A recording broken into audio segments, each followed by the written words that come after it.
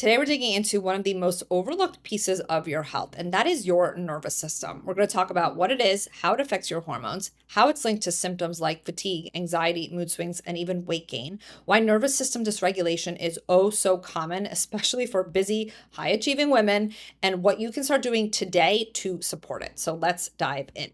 Your nervous system essentially is your body's communication network. It includes your brain, your spinal cord, and a network of nerves. And this system sends messages back and forth between your brain and your body, regulating your thoughts, your memory, learning, feelings, and even movement. It determines if you are in fight or flight, which is also known as your sympathetic state, or rest and digest, also known as the parasympathetic state. Most women that I work with are operating in fight or flight, or they've had chronic stress for years that causes them to be in an unhealthy parasympathetic state. We actually see this quite often in an HTMA, also known as a hair tissue mineral analysis. That is a functional test that we do utilize with our clients. However, even before we were running HTMAs, I have seen this pattern for years of coaching women. And I know it well because it used to be me. More on that later. It's not our fault. It's how our culture conditions women. We are expected to do it all. We're told that we can have it all, always give to others, always striving, achieving, proving ourselves, being hyper independent, and never truly resting because that's viewed as lazy or unproductive. But here's the kicker, my friend. Your body cannot heal, cannot digest, cannot repair tissues, balance hormones, or support a healthy metabolism if you are stuck in fight or flight. And that chronic stress wrecks your hormones. I believe stress is one of the biggest reasons why we are seeing women younger and younger with hormone decline. So why is everybody suddenly talking about nervous system? I'm sure you've seen a lot of reels or videos online. I believe it's because women are finally realizing that healing is not just about what you eat. It's not just about the workouts that you do or the supplements that you take. At least I hope that's the case, because if you think that some test or supplement is going to quote unquote fix you, I'm sorry to break the news, but that is not the case. Your body needs to feel safe in order to heal. And that starts with your nervous system. When it's dysregulated, your hormones follow. So you've heard me say this probably a million times. Progesterone is the first hormone to drop in perimenopause or in your mid-30s. It's calming, it supports a healthy mood, good sleep, healthy periods. However, chronic stress depletes it even faster. And then we have estrogen. Estrogen becomes really erratic, typically in our 40s, because your ovaries are starting to slow down production. So your brain is shouting at them to keep making it. So you get these spikes and then these dips of estrogen. So it could fluctuate day to day. But again, when you have chronic stress, all of your symptoms of low or fluctuating estrogen are going to be compounded. Then there's your thyroid, and that sets the pace for your metabolism. And it's going to slow down when you are dealing with chronic stress. Your body essentially thinks that it is unsafe to burn energy, lose weight, ovulate, or do any of the things that you want it to do because it really is just trying to keep you alive. This is why so many women feel anxious. They're tired but wired. They can't sleep at night. They gain weight even though they're doing everything right. If your nervous system isn't supported, your hormones can't do their job and you simply will not feel your best. So I want to talk about cortisol for a minute because this is your primary stress hormone. I'm sure you've heard of it. You've probably seen people selling cortisol lowering supplements or cortisol testing. I can go on a whole rant about that, but I'll say that for another episode. When your nervous system is dysregulated, your cortisol is dysregulated as well. Here's the thing. I don't need a test to tell me that. I can tell by hearing your story, your symptoms, your energy level, your sleep struggles, your anxiety. It is all connected. So cortisol is meant to rise slowly in the morning, helping you feel alert, energetic, and ready for the day. It's not a bad thing. We need cortisol for survival. Then it should gradually decline in the afternoon as the sun starts to go down, eventually dropping at night so your body can fall asleep and stay asleep. Sounds good, right? But when you are stuck in fight or flight all day, when you have chronic stress, when you have this go, go, go mentality, You are a chronic people pleaser. You are constantly checking email, text, social media. You are never truly resting. Your cortisol rhythm can become really dysregulated. Typically, it becomes dysregulated and then it could eventually flatten, which is actually quite dangerous. And this is where we see things like you're waking up tired even after 8 hours of sleep. You have anxiety or panic throughout the day. You're tired but wired at night and you can't fall asleep. You wake up in the middle of the night, say like 2 to 4 a.m. This can also be due to blood sugar dips, which is going to cause that cortisol to spike, as well as low estrogen.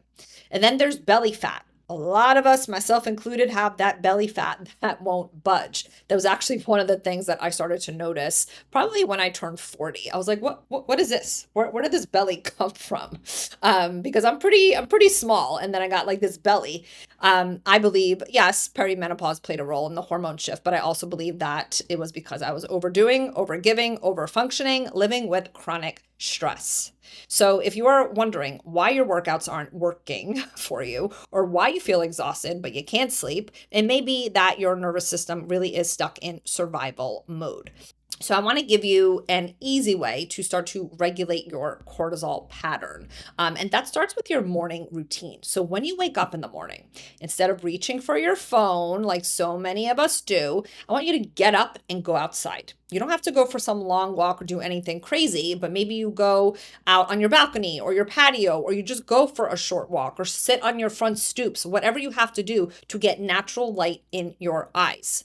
I also want to encourage you to take some deep breaths to tune into your body and ease into your day instead of rushing, right? Which is what so many of us really are programmed to do, right? We're rushing, we're running around, we're trying to get things done. And I know it's difficult when you have kids and you're getting people out of the house and all that.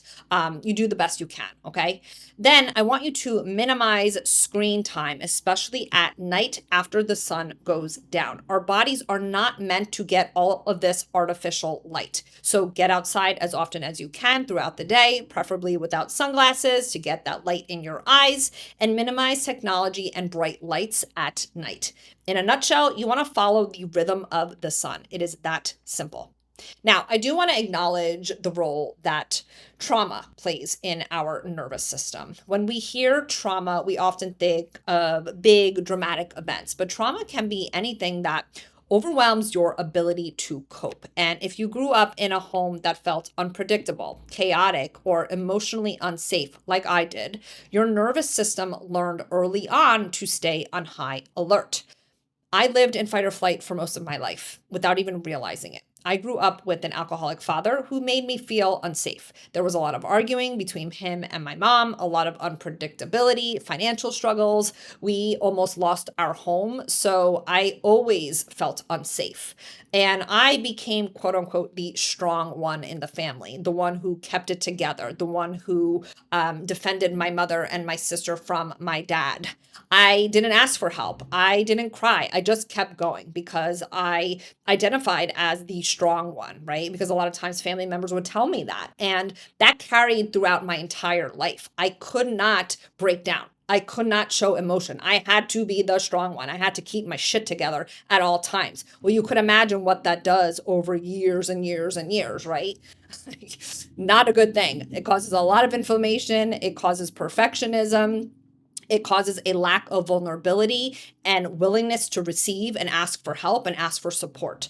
For a long time, it worked for me, and then it didn't. And perimenopause was a big ass wake up call for me because my hormones, my body took over. And that was when I was forced to slow the F down, to start to ask for support, to ask for help. Eventually, that constant state of stress caught up with me. Okay. My body was screaming. I had anxiety, sleep issues, obviously hormone chaos, and what I believe was total burnout. And that was not the first time in my life that I burned out. I burned out in my 20s. Okay. Because I was always somebody who overworked, overfunctioned. I was hyper independent because I thought that that's what I had to do. So it wasn't until I began some serious nervous system work, reconnecting with my body, learning how to slow down, giving myself permission to rest and feel safe, being open to receiving, especially from Mike, my partner, my best friend in this life, who is everything that my father wasn't and who I love so, so, so damn much, that things finally started to shift. I talked more about this on a previous episode. I'll link to it in the show notes, where I had my good friend Jennifer Ragazzo on. We talked a lot about trauma, how it resurfaces in midlife, and how to address it, and some of the things that I did, including an MDMA session. So if you want to learn more about that, I do strongly encourage you to go listen to that episode. If you feel like you are always on, like you can't rest, like you have to hold everything together, it may not just be your hormones or stress. It may be your nervous system still living in survival mode. The good news is that you can change this. You can heal. You can rewire your brain. Your body wants to come back into balance, but it just needs the right support, whatever that looks like for you. So when we work with clients, nervous system support isn't an afterthought. It's actually one of the first things that we focus on, because if we dive into diet, gut protocols, or even hormones like HRT before addressing your stress response, it's like trying to build a house on quicksand. We teach you how to slow down, how to eat and move your body to nourish it, not punish it, how to reduce overwhelm, support minerals, which play a huge role in your nervous system, and how to incorporate self-care without feeling guilty about it. That doesn't mean that you have to go meditate for an hour every day or quit your job. It's about simple shifts that help your body feel safe again, so that your hormones can do their job, your energy can return, and you can actually feel like you again. That said, if your job is causing you a lot of stress, it's time to assess if it's the right path for you. Or maybe your relationship is struggling. That needs to be addressed. I know how scary it is to look at these areas of your life and acknowledge how they may be negatively impacting your health. I get it. I've been there myself. I have done a lot of examining in the past few years. You cannot keep ignoring these major stressors in your life and think that you'll heal just by adjusting your macros, taking supplements, or even getting on HRT. Yes, those things help. And yes, we guide our clients with those things, but that should not be your only focus. Those things help and we utilize them, but ignoring the elephant in the room, whether it's a job that you hate, a relationship that's really struggling, resentment, pain that you've been feeling and carrying for years, it's not only going to delay your healing, but it can actually create more disease in the body. So I know I said a lot. I want to wrap this up with giving you some tangible steps to start to regulate your nervous system. The first one is I want you to start breathing with purpose. Most of us have shallow breathing, or you may even catch yourself holding your breath. I know I used to do that all the time. So I want you to spend some time each day practicing deep breathing. Put one hand on your heart or somewhere on your chest, one hand on your belly. You want to inhale for a count of 4, hold it for a count of 4, and then exhale for a count of 4. And you could do this as many times as you need when you're feeling stressed or anxious. It essentially calms your body down and tells you that you are safe. The next thing is I want you to create moments of stillness throughout your day. And I know how hard that is, especially if you are a woman who is busy, you're an overachiever, and you always need to be productive. I want you to sit in silence for 5 minutes with your eyes closed. Let your mind wander. Let whatever thoughts come up that need to come up. You're not doing nothing in that moment. You're actually rewiring your nervous system. So no grabbing your phone, no scrolling, no listening to music. Actually sit in silence. Our bodies crave this, especially in midlife. The next thing is I want you to get comfortable asking for help, whether it's from your partner, kids, coworkers, friends, or a coach like myself. Stop carrying everything alone. That hyper-independence is a trauma response. It is not a badge of honor. We are not meant to do this life alone, especially with the changes in these hormones. They can really make us feel disconnected from ourselves, and having support is absolutely invaluable. The next thing is I want you to set a boundary.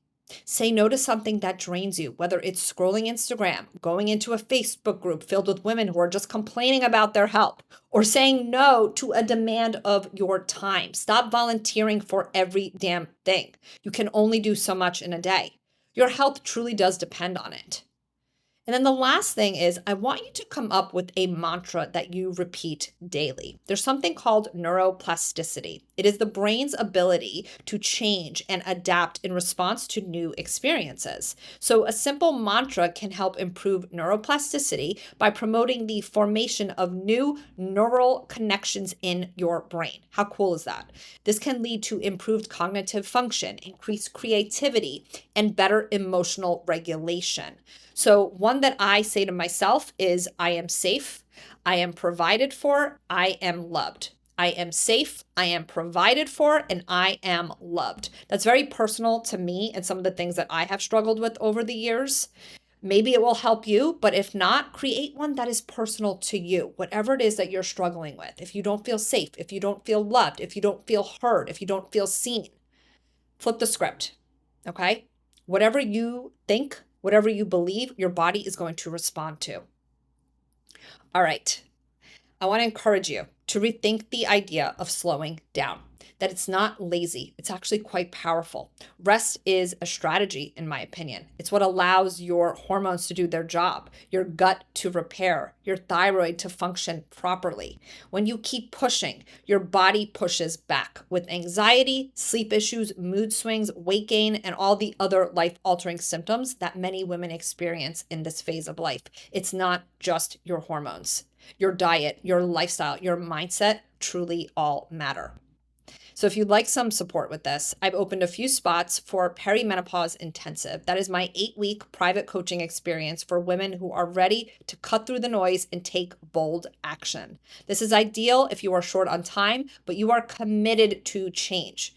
Perimenopause Intensive offers personalized coaching, comprehensive blood work review, and guidance tailored to your needs. Whether you're navigating fatigue, mood changes, brain fog, or have HRT questions, we will uncover what is keeping you stuck and map out a plan that works for you. I'm going to link to that in the show notes if you want more information.